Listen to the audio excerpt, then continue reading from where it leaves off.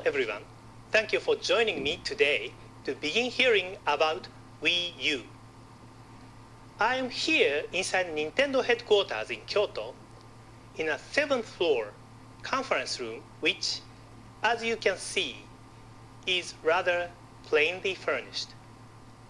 But there is something here which is quite significant.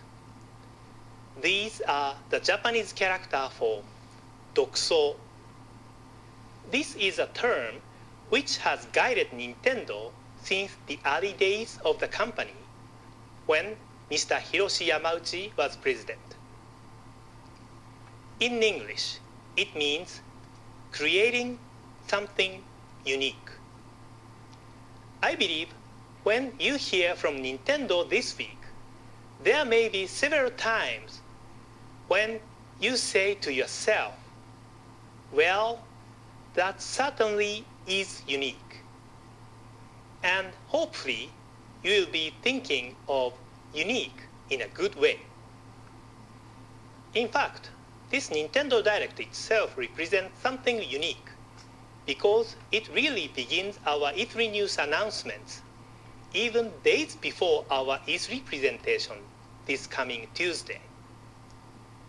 During that event, we'll be focusing almost entirely on games for Wii U. So today I'd like to introduce you to Nintendo's brand new home console, Wii U, and its new controller in a more conceptual sense. In this room in 2008, we began discussing what we should do with Wii U to meet our goal of creating something unique. And here is one of the topics involved in our discussions. Maybe this seems familiar to you. People are gathered together in the same room with friends or family, but they are not truly connected. They are paying more attention to their devices than to each other. There is an American professor who has written a book about this called Alone Together. And I think that term captures the idea. New technologies in general have made life easier and more efficient. But we have to wonder what this will mean for the nature of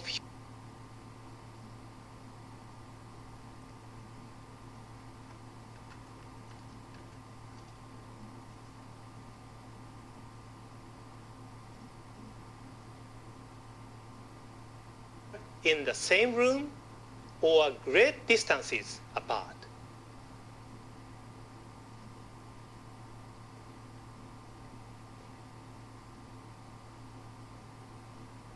It is a controller for Wii U and it's called the Wii U gamepad. Let me tell you how we decided on the name. In the 1980s, we began selling a home console known in Japan as the Famicom and in America as the Nintendo Entertainment System or NES.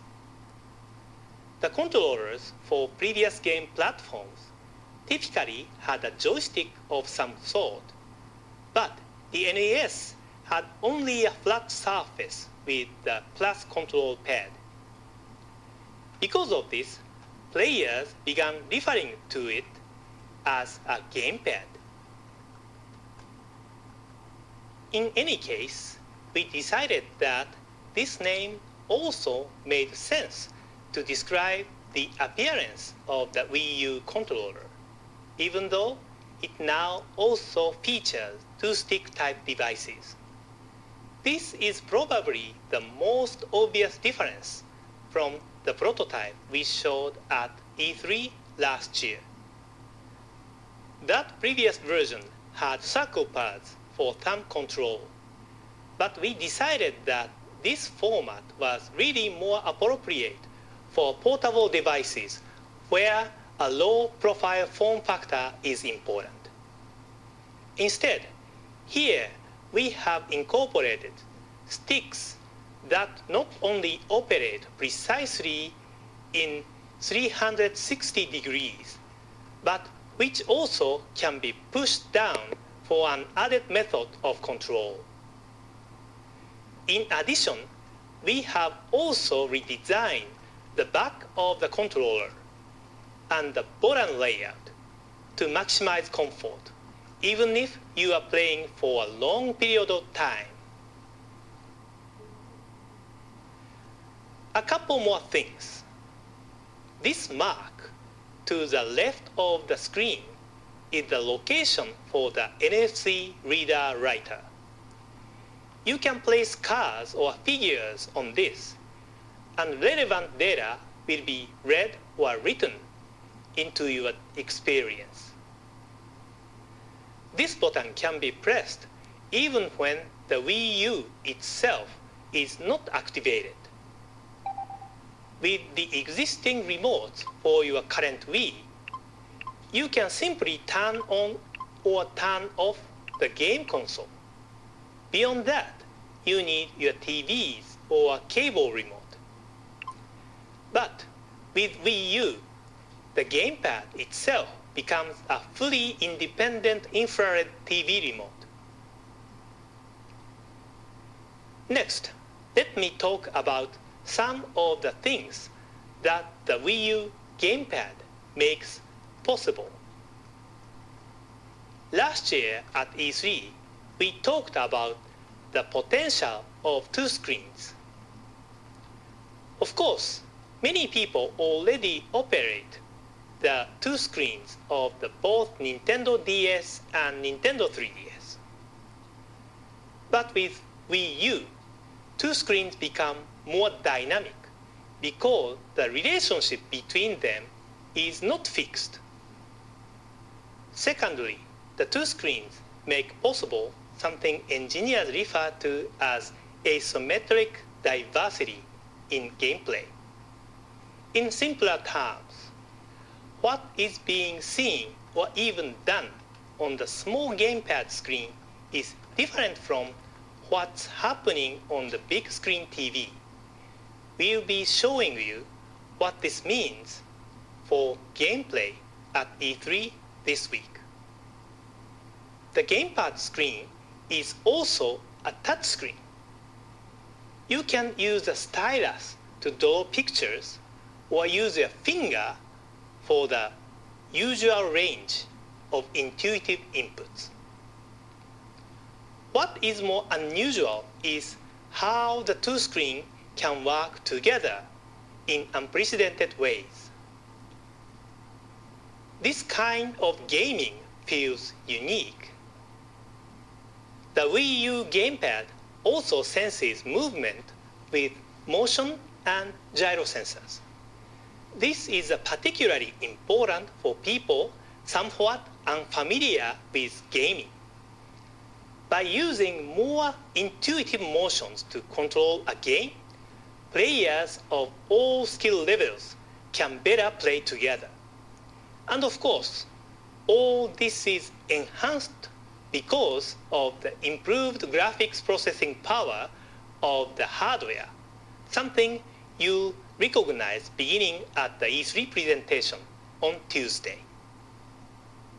Also, consider that with a screen in your own hands, you don't need to be sitting directly in front of your TV.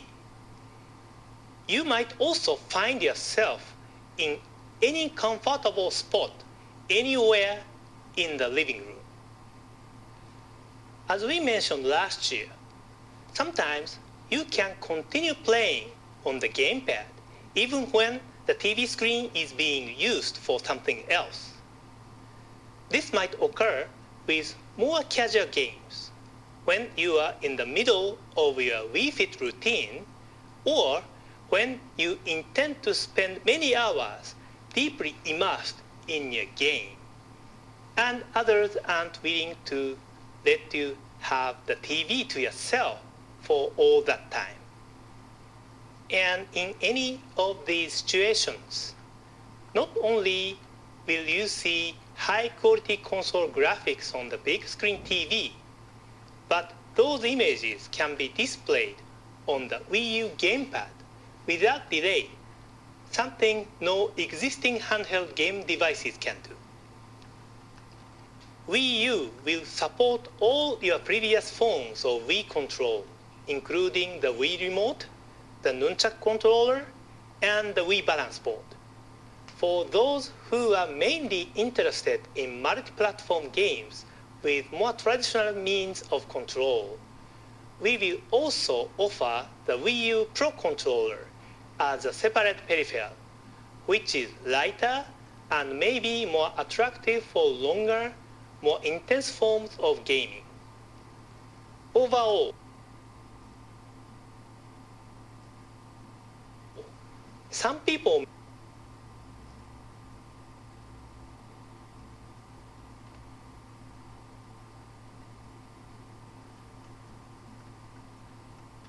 may wonder if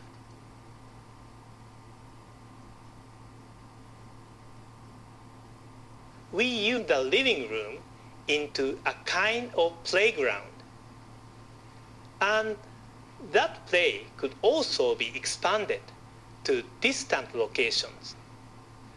While many Wii games were single player, probably the most memorable experiences came when people would play together.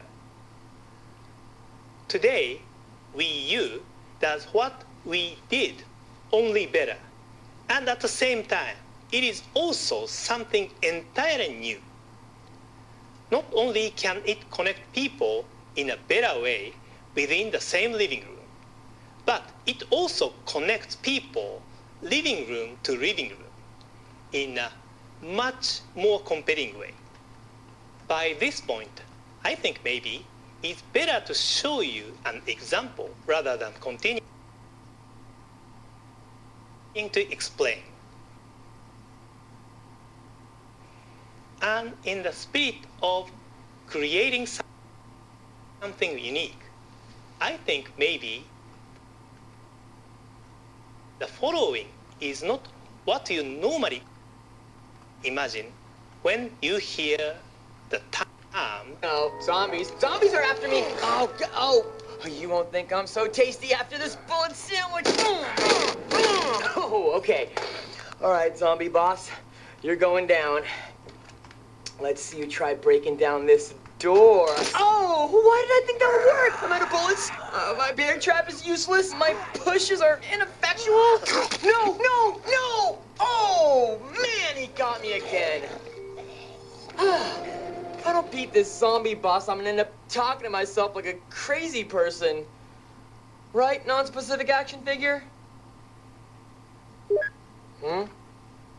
What is my mood? Is complete despair an option?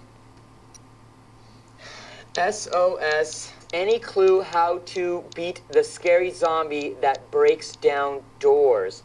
Post. Alright, maybe these comments by peeps in the same situation as me will help. Me too, what do I do? Boo-hoo. I almost lost 3 survivors to that monster. I thought I almost had a heart attack when he burst in. Guess I'm not alone after all. You know what I mean. Todd.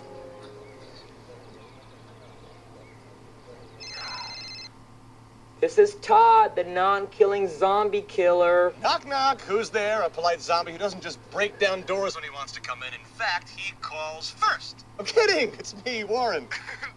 Yeah, I take you saw my post. A little bit. You know, I feel for you, Todd. That zombie boss is a pain in the capital B. But don't worry, I'll be over soon to help you beat those games as per usual.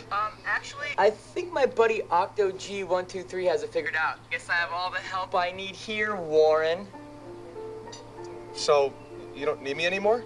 Nope, see ya. I'm so sad. Excuse me, miss. Miss, I noticed you're drinking coffee also. Coffee drinkers have a lot in common. All right, OctoG123, let's see if your plan works. Your scanner reveals pockets of antibodies located on the zombie's swollen glands. Gross.